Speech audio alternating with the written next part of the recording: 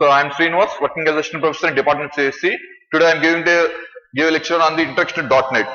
How the .NET will came and what is the .NET, how the developers have developed the .NET and how the compilation process will be done in .NET and how to write a program in .NET. See the developers of the .NET, they have learned from the failures, not from the success. The developer, they have given the statement that while developing the .NET language, they learn from the what are the failures they have gone and they are not learned from success. Because if failures have come means there is a need to rewrite the program and rewrite to get a success again. So they learn from the failures. So the developers, they have the Microsoft people have developed this platform. The .NET has developed by using the Microsoft people. See, there is a clear ups and downs along with the, but Microsoft has generally maintained a leadership position in the industry. The developers have maintained the same leadership to develop a .NET framework architecture. So by using the ups and downs, the developers have developed this platform, and the downs become the responsible for birthing of the new technologies. So whatever the downs they have occurred in the while developing the program, they learn from that failures. That is the downs. The downs, whatever they occur in while developing the program, they learn from those downs and they have developed a new technology. That's called the .NET. So by getting a failures, they learn the new technology and they're developing a program. So it begins our exploration with look that the common type system, the whole process, the compilation process will known as the common type system. So by using all these code and they have developed this programming language. So how the history of the .NET. So the introduction of Windows by Microsoft people have begun in 1985.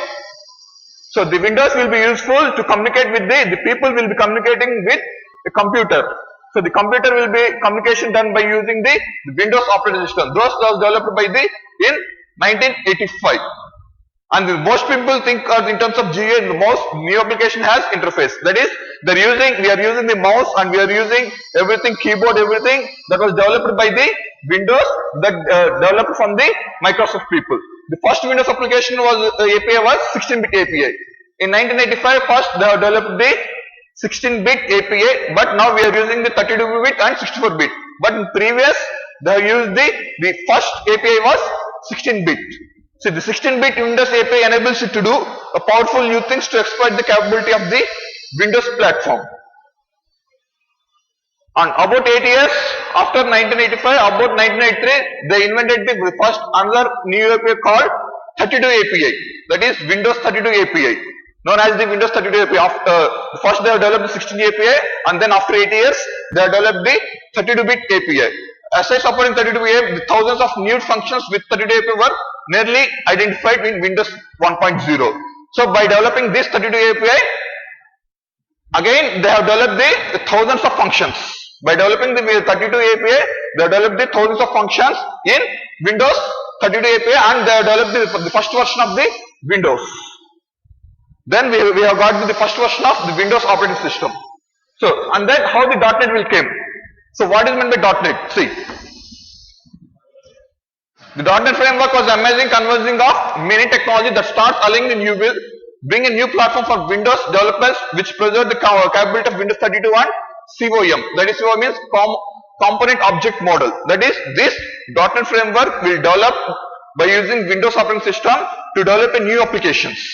The .NET will be useful, the programming will be useful to develop a new application. That is, the dynamic application we can use. See, a new language C#. The .NET will known as the C# was built by the provider with the best of the C++ and VB and Java. So these people have gone for the .NET because of the C++, VB and Java.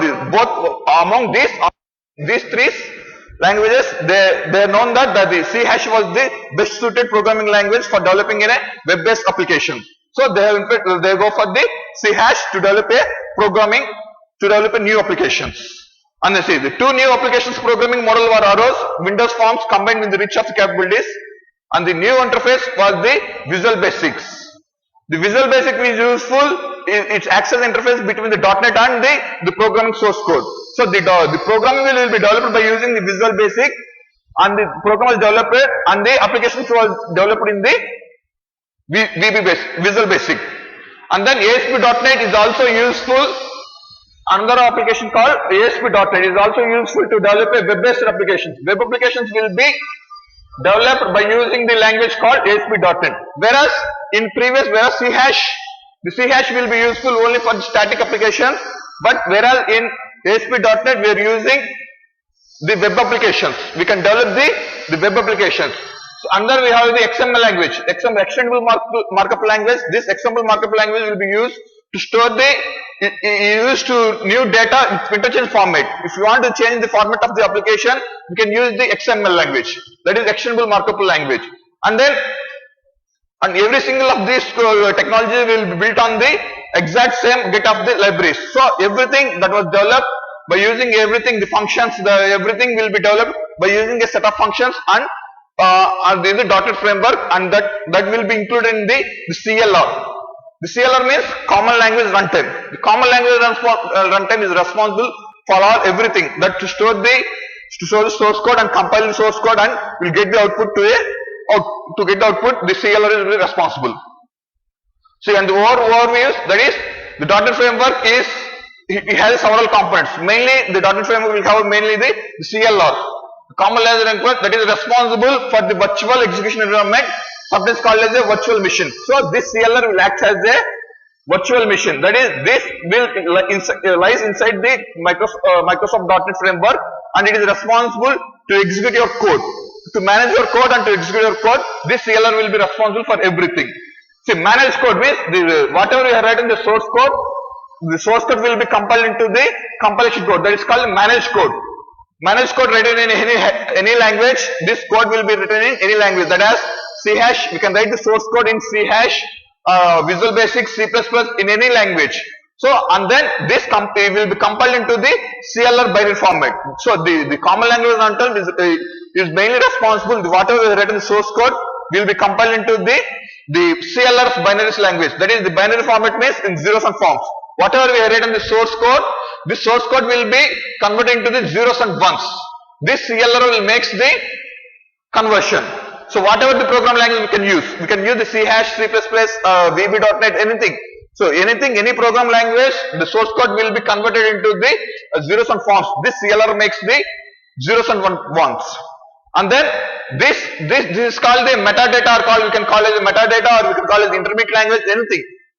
In Microsoft.NET, you can call it as a metadata, or intermediate language, you can call it anything. And then this will be compiled in the CLR, and then finally we'll get as the output.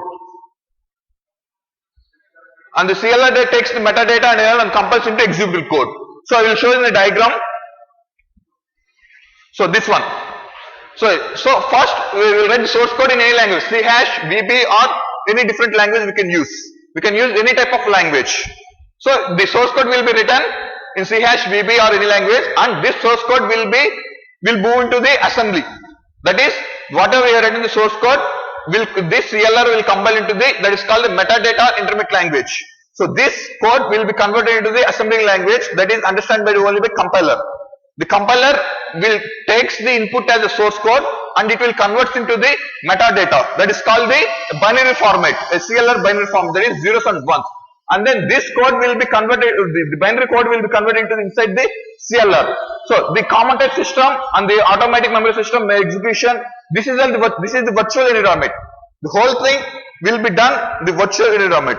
The whole thing, whatever the metadata will come into the CLR will be converted into the whole process will be done here. Whole process will be done, and then we'll get as a output. So this will be run in only on the Windows 32 bit only, not in the Windows 16.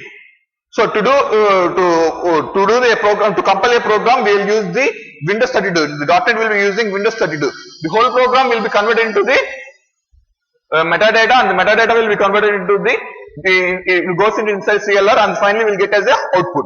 See, this is the explanation. The CLR takes the metadata and ILR into compiles into the executable code. That is this one.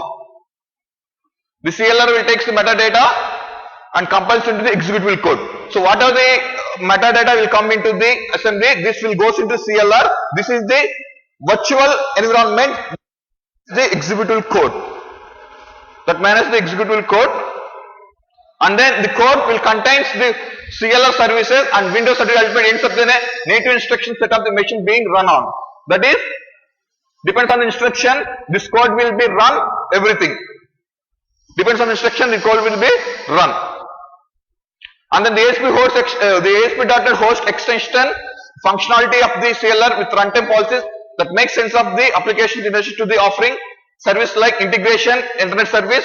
So everything with this CLR will get the every services as we'll get as the IaaS and we'll get the SQL SQL database also. SQL Server 2005 with this by installing the .NET framework we will get everything IaaS. By default we will install IaaS and the SQL 2005 by default we will install in the our system. So for lastly see this following figure shows how the compilation will be done inside the CLR and how the code will be executed and how we will get the output in the CLR. And then this is the just we are discussing only the .NET Framework 2.0.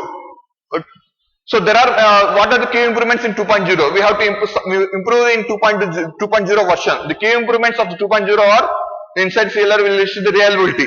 So first we have to improve on the reliability. Reliability means the CLR hosting processing service. A host like SQL Server places extreme demand from CLR in terms of the robustness and failure mechanism. So there is no robust in the 2.0. So we have to use the robustness. We have to improve the robustness in 2.0. The robust means the specific keywords must be placed as same.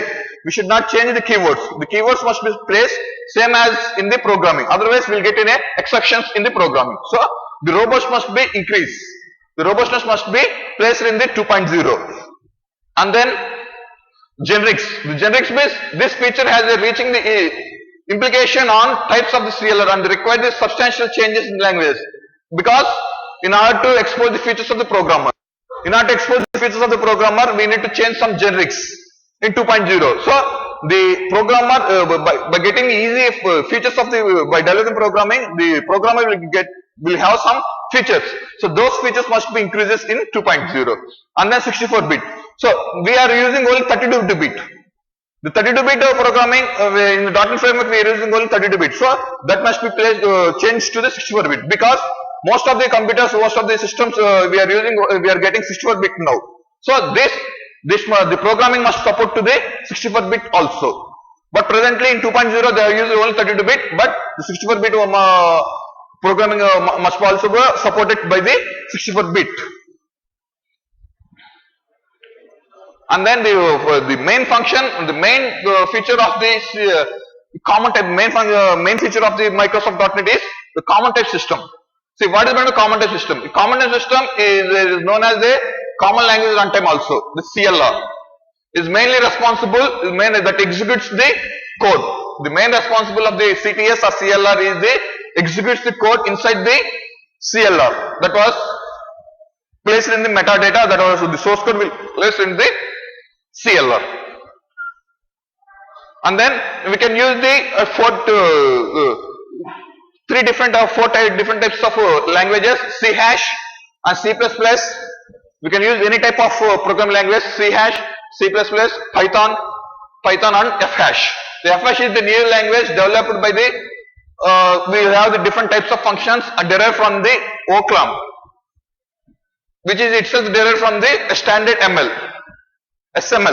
standard SML, and in this F# we will place the interoperability also. Interoperability means we can use any type of operating system, we can use any type of functions.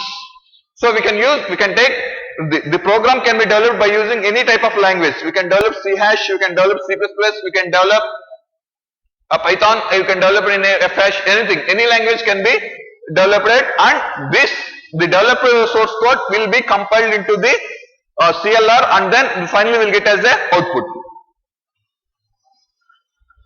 And then one platform to rule them all. That is only one platform is only Microsoft .NET Framework. .NET Framework will be ruling them all. That is all means here we all different types of programming languages. We can take any programming language, C#, C++, Java, Python or F#. So those languages can be ruled by only one platform, that is the Microsoft .NET Framework. So CLR supports the entire spectrum language from static to dynamic everywhere in between. The framework itself provides an entire libraries for dynamic programming called the reflections. That is, if you take the C# language, the .NET framework imports, executes all the libraries of the whatever in C#. Otherwise, if you take in the Python language, what are the libraries that are available in the Python, the .NET automatically imports all the libraries that to execute the Python programming language. So that's why it's called one platform. We are ruling all the programming languages. So that is called the reflection, means that provides an entire libraries for dynamic programming reflection. So it providing the entire library functions. See, the reflection exposes the entire CDS through set of APIs. So this reflection will be moving by using the set of APIs in the CLR. And the examples, suppose if you take the example, there is a simple program, a Fibonacci series written in the C# language.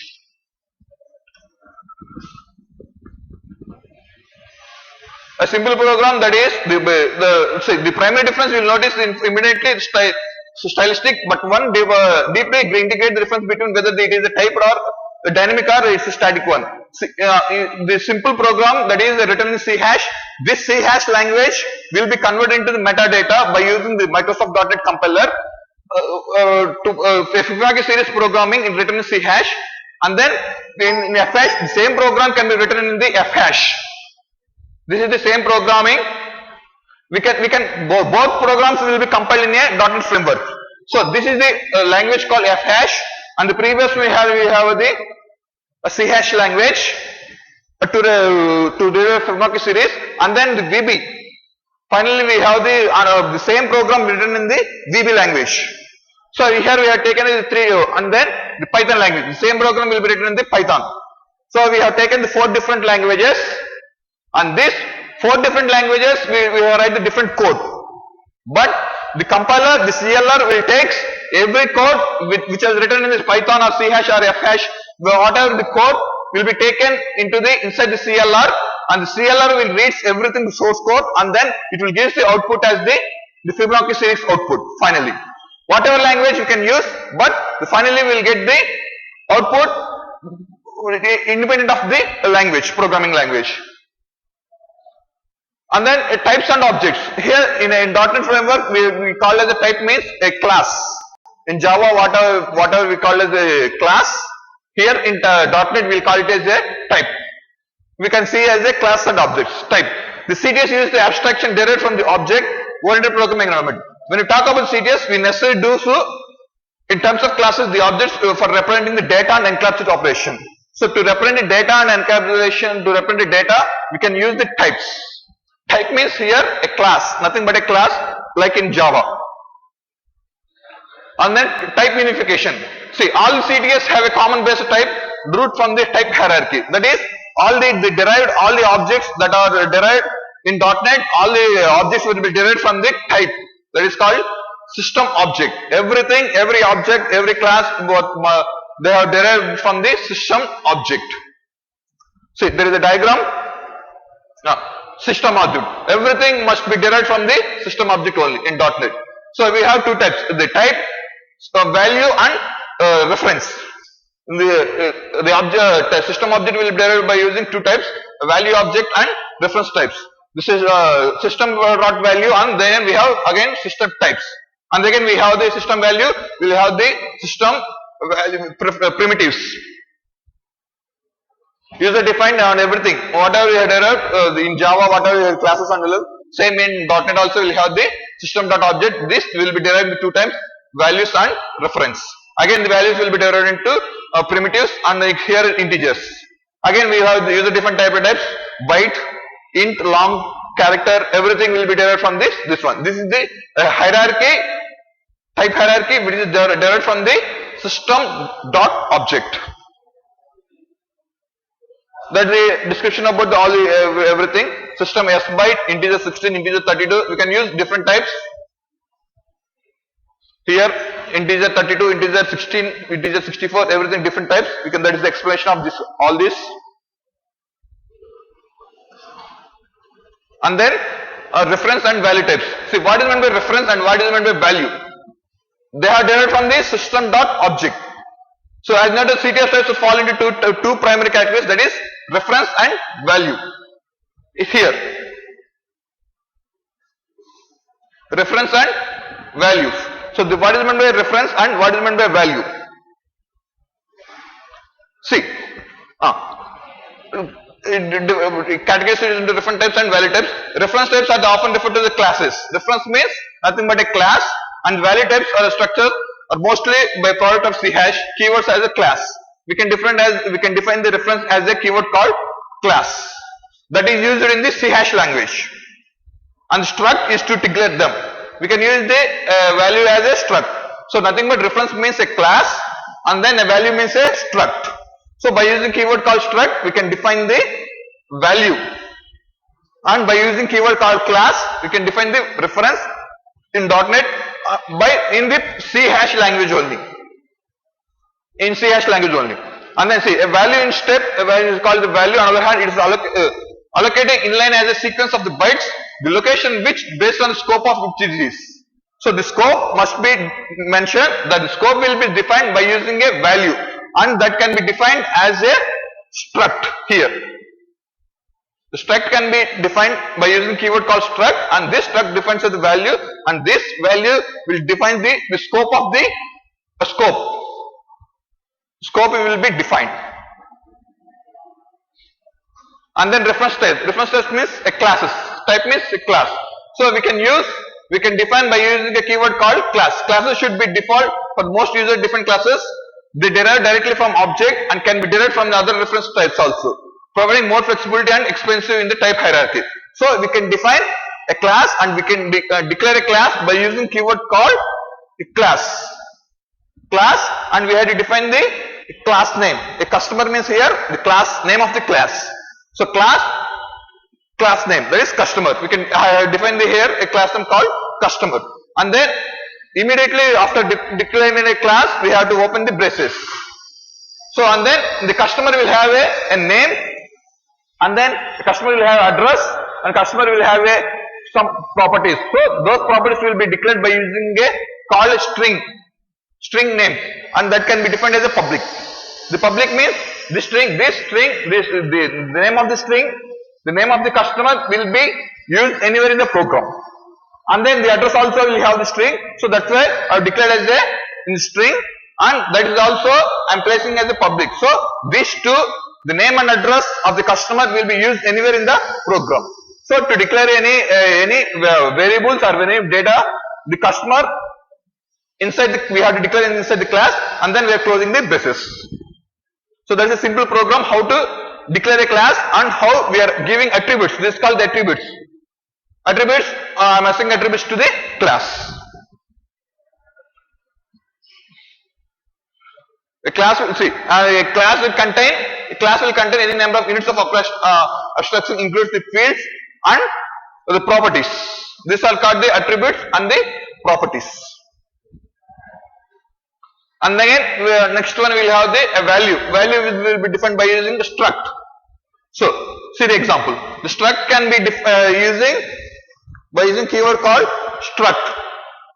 Struct and the name of the struct. That is called, I have defined as a point2d. So for that I am assigning a values called int x and int y. So I am assigning a values for this. So these values will be declared as a public. So these values can be used anywhere in the program. So that's why I am using public. And the values.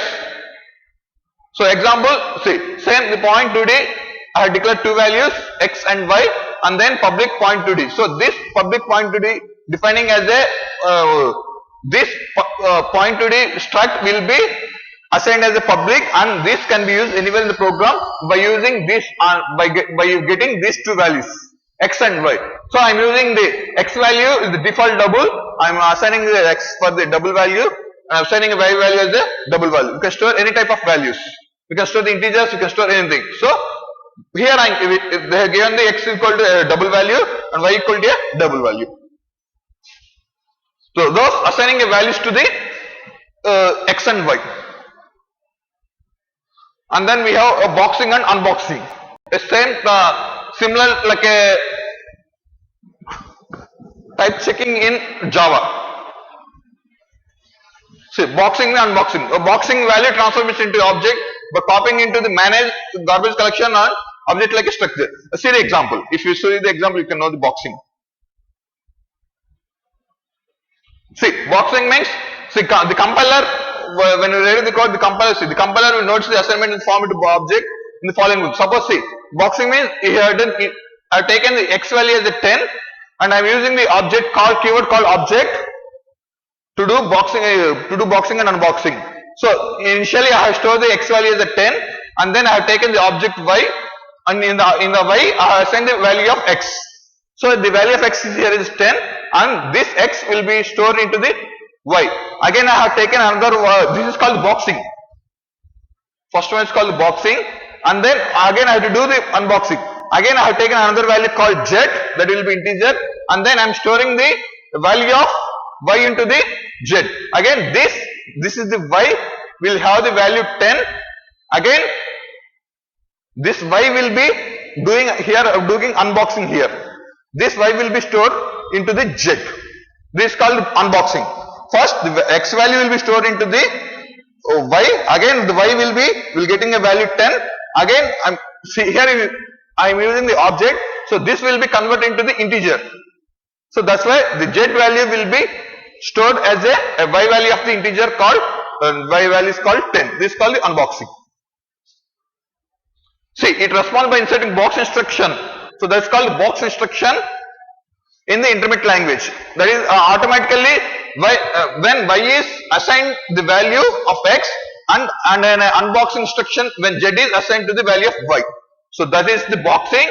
When automatically the intermediate language will convert the value of y into integer boxing, and then unboxing instruction, when you use the unboxing instruction, the z is stored as a value of y. So the z will have the value of 10. And then the accessibility and visibility. See, what is meant by accessibility and visibility? So previously we have used the public